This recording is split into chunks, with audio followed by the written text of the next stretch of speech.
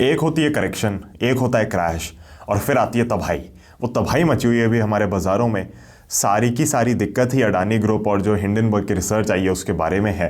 Yes, settlement के cycle में changes हुए हैं और उसकी वजह से मुझे बिल्कुल लगा था कि जो वेडनेसडे को हमने एक करेक्शन सी देखी थी, थोड़ी सी इधर उधर झटके से थे कुछ शेयर्स में, वो उसी वजह से थी। क्योंकि इनफैक्ट अगर आप बाइंग भी कर रहे थे वेडनेसडे को तो आपको ध्यान होगा कि आपसे मार्जिन पूरा लिया जा रहा था शेयर्स पे, राइट। बट जो फ्राइडे को हुआ है दैट इज़ एन एब्सोल्यूट तबाही, और बहुत ही यहाँ पे केयरफुल रहने की ज़रूरत है। अब यहाँ पे ऐसे शेयर्स मुझे बहुत दिख रहे हैं जो मेरे को लग रहा है कि बिल्कुल बॉटम बना चुके हैं, जहाँ पे हम इन्वेस्टिंग की बाइंग कर सकते हैं।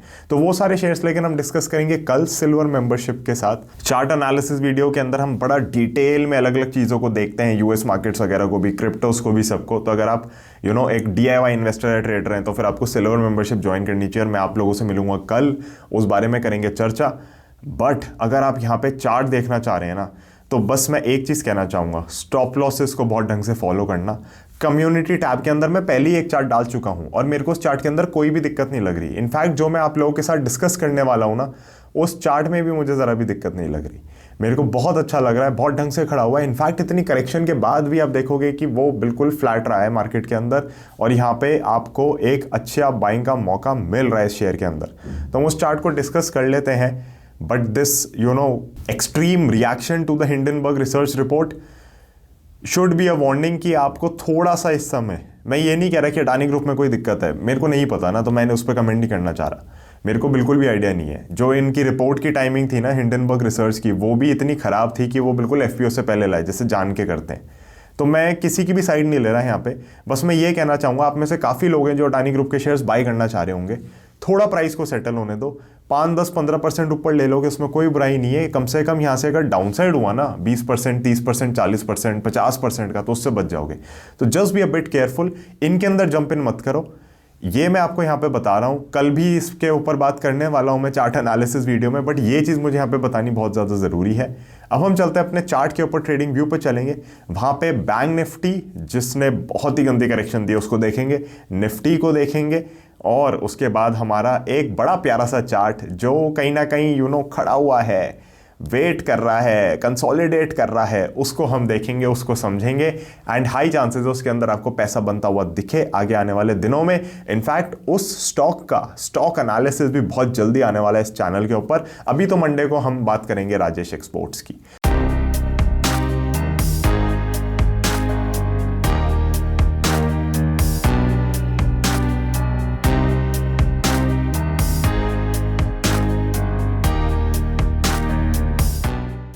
तो गाइस चलते हैं सीधा अपने स्क्रीन के ऊपर, वहीं पे वीडियो को एंड भी करेंगे। एक चीज और, videos are made for educational purpose, तो अपना एनालिसिस जरूर करें before taking any decision over here. Yes, I do have an investment advisory firm by the name of Moneycraft, but आप अगर हमारे क्लाइंट बनते हैं, आप हमारे साथ जुड़ते हैं, तो ही मैं आपको वहां पे एडवाइस या गाइड कर सकता हूं। तो चलते हैं सीधा अपने स्क्रीन के ऊपर। सो गाइस, निफ्टी का चार्ट सबसे पहले हम डिस्कस करने वाले हैं वीकली पे। तो वीकली पे आप इसके अंदर देख सकते हैं कि एक बड़ी ख़राब कैंडल सी बनी है। एंड ये जो हमारी लाइन आ रही है ना पीछे से, ये लाइन कौन सी है? अब Nifty chart of the decade में मैंने बात करी थी कि कितने सालों का ब्रेकआउट हुआ था इस जोन में जाके ढंग से। एंड ये जो लाइन है ना हमारी, ये लाइन पे घुसा है एक बार नीचे दूसरी बार, एंड अब मुझे लग रहा है कि वापस रीटेस्ट कर सकता है इस लाइन को, बट उसमें कोई भी दिक्कत नहीं है। डेली पे चलते हैं तो अगर आप देखेंगे तो एक जो क्रूशल 17,800 का लेवल था वो एक बार को ब्रेक हो गया है, but we will see how things shape up. Support नीचे बहुत ही पास में है, तो मेरे को ऐसी कोई घबराने वाली बात नहीं लग रही अगेन। बट मैं आप लोगों से बार बार कह रहा हूँ कि अडानी ग्रुप के शेयर्स में जंप इन मत करना। मेरे को बहुत मैसेजेस आए और इंस्टाग्राम पे भी आए लोगों के कि अडानी ग्रुप के शेयर्स में काफ़ी करेक्शन हो गई, कैन वी बाय? तो वो मैं सजेस्ट इसलिए नहीं कर रहा बिकॉज हमें नहीं पता कि एग्जैक्टली सिचुएशन क्या है।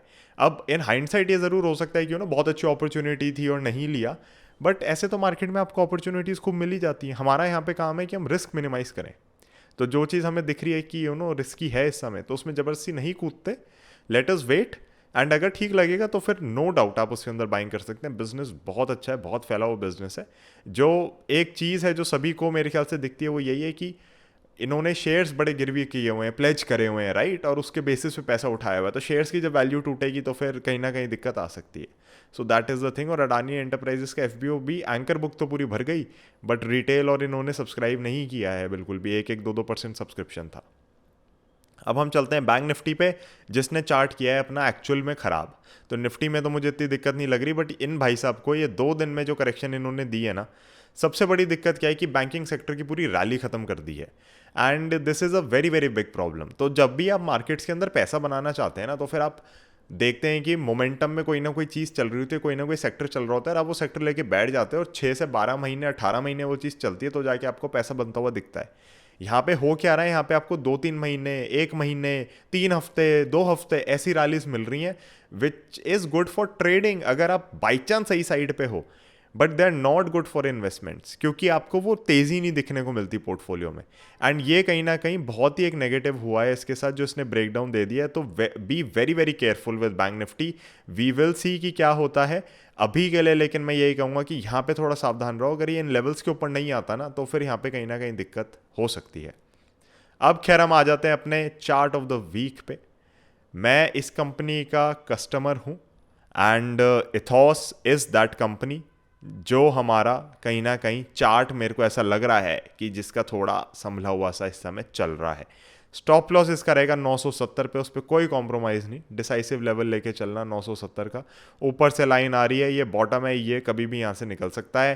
पहले भी ज़रा सी कंसोलिडेशन करी थी भाई साहब ने, बड़ी तेज़ी से चले थे, उसके बाद फिर कंसोलिडेशन में फिर हो सकता है कि तेज़ी से चलना शुरू कर दे। बीच में एक ब्रेकडाउन सा आया था, बट ये बिल्कुल ही फॉल्स मूव हो गया था, एंड ये वापस आ गए थे ऊपर। तो अभी आप देखोगे तो जब भी ये बॉटम पे आता है तो एक डोजी मार देता है। सो मैं कहीं ना कहीं आप लोगों को यही कहना चाहूँगा कि इथॉस का चार्ट लग रहा है मुझे बहुत अच्छा, हमें लेकिन रहना है यहाँ पे बहुत सावधान। इसका स्टॉक एनालिसिस मैं बहुत जल्दी लेकर आऊँगा आप लोगों के लिए। मेरे को वॉचेस का बहुत शौक भी है, मैं इन पे काफ़ी रिसर्च भी रखता हूँ, you know, like I know about even the movements that are there inside these automatic watches of different brands, of different luxury brands. मतलब शौक की चीज़ है। तो कहीं ना कहीं मैं इसका स्टॉक एनालिसिस ढंग से करना चाह रहा हूँ, तो वो बहुत जल्दी आएगा आप लोगों के लिए। But from a pure technical point of view भी मैं अगर देखूँ इसे, तो मेरे को लग रहा है कि अगर ये लेवल होल्ड हो जाता है, तो देखो विक्स निकाली हुई है, ये डोजी, ये री डोजीज, ये री डोजी, ये री डोजी, राइट। ये खैर एग्जैक्टली डोजी नहीं है, बट ये आप डोजी कैंडल मान सकते हो जो ये वाली बनी है 24 जनवरी को। सो ये सारी जो चीज़ें हैं ना, मेरे को लग रहा है कि अगर ये लेवल ब्रेकडाउन नहीं होता, तो फिर तो यहाँ से आपको बाइंग का अच्छा मौका मिलेगा। ऊपर से लाइन आ रही है और ये कटेगी तो निकल जाएगी। मैं ट्रेडिंग व्यू पे चार्ट डाल दूंगा, स्टॉक ट्विट्स पे चार्ट डाल दूंगा, दोनों की प्रोफाइल्स का लिंक डिस्क्रिप्शन में, अगर आप मुझे फॉलो करना चाहते हैं किसी भी प्लेटफॉर्म पे। बाकी लेकिन देखो है क्या कि अगर यहाँ पे ब्रेकडाउन आता है या मार्केट में और कुछ दिक्कत लगती है, तो फिर थोड़ा संभल के रहना। वैसे यहाँ पे बिल्कुल वॉल्यूम्स नहीं है, तो मुझे ऐसी कोई बात नहीं लग रही कि यहाँ पे कुछ ब्रेकडाउन आना चाहिए, कुछ आना चाहिए। बड़ा फिल्टर आउट करके ही आपको चार्ट दिया है, हमारा जो पूरा सिस्टम है उसके हिसाब से अभी बॉक्सेस टिक कर रहा है। येस, आई वुड सजेस्ट कि आप बाइंग यहाँ पे करो, बट मेरे को बहुत अच्छा मौका मिल रहा है यहाँ पे भी बाइंग करने का, बहुत छोटे स्टॉप लॉस पे। 8 रुपये का स्टॉप लॉस है, लिटरली 8.5 रुपये का, तो मेरे को कोई दिक्कत नहीं लग रही। So this is going to be your chart of the week guys. Bronze members, आप लोगों के लिए एक और ऐसे ही बहुत ही रिसर्च्ड स्टॉक गया है। आप कम्युनिटी टैब में जाएं और वहाँ पे अपना चार्ट देखें, दूसरा चार्ट वहाँ पे है आपका। तो अगर आप ब्रॉन्ज मेंबरशिप एक्टिवेट करते हैं तो आप वो दूसरा चार्ट देख सकते हैं। So guys, Ethos limited is going to be your chart of the week. तो गाइस, इस चार्ट पे रखना नजर, संभल के काम करना है। यहाँ पे जबरदस्ती हमें इधर उधर जंप नहीं करना है, बहुत फोकस्ड वे में काम करना है अगर हम यहाँ पे कर रहे हैं। मैं पर्सनली इस समय इन्वेस्टिंग के लिए शेयर्स बहुत सारे उठा रहा हूँ, जो कि मैं कल डिस्कस करने वाला हूँ आप लोगों के साथ। और मेरे को लग रहा है कि एक्यूमुलेशन का एक बहुत अच्छा टाइम है, यहाँ पे एक्यूमुलेट करें। मेरे को यहाँ पे आने वाले 3 से 6 महीने में कुछ ऐसा नहीं दिख रहा। हमने स्टॉक मार्केट आउटलुक वीडियो नहीं करी इस बार, बट मैंने क्लाइंट्स को एक अपडेट ज़रूर भेजा था जनवरी के स्टार्टिंग में ही कि जब तक हमें एनर्जी कॉस्ट और इन्फ्लेशनरी प्रेशर ये सब कम होता हुआ नहीं दिखता वेस्टर्न सिविलाइजेशन में।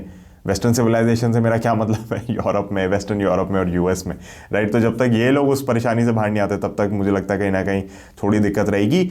हैविंग सेड दैट, मुझे ऐसा लग रहा है कि वहाँ पे अब प्रेशर ईज ऑफ होना शुरू हो रहा है। वहाँ के चार्ट्स भी यही कह रहे हैं, अगेन कल डिस्कशन रहेगा उनके ऊपर। तो मुझे लग रहा है कहीं ना कहीं कि अच्छा मौका बन सकता है हमारी बाइंग का। So I am accumulating a lot. In fact, I've started buying in the US as well. और मैंने कुछ टाइम पहले जो शेयर्स लिए थे उनकी भी चर्चा मैं जल्दी करने वाला हूँ चैनल के ऊपर। And those guys have started running up. So कहीं ना कहीं मोमेंटम है बाहर की मार्केट्स में, तो मुझे लगता है यहाँ पे भी वो मोमेंटम आएगा। अब जितना प्रेशर है, जितनी एक डैम्पेंड सिचुएशन है कुछ समय की, वो तो हमें देखनी ही पड़ेगी। So that is it for this video. Thank you so much for joining, thank you so much for staying connected. I will be seeing you tomorrow for chart analysis and on Monday for the stock analysis of Rajesh exports. Bye bye, जय हिंद।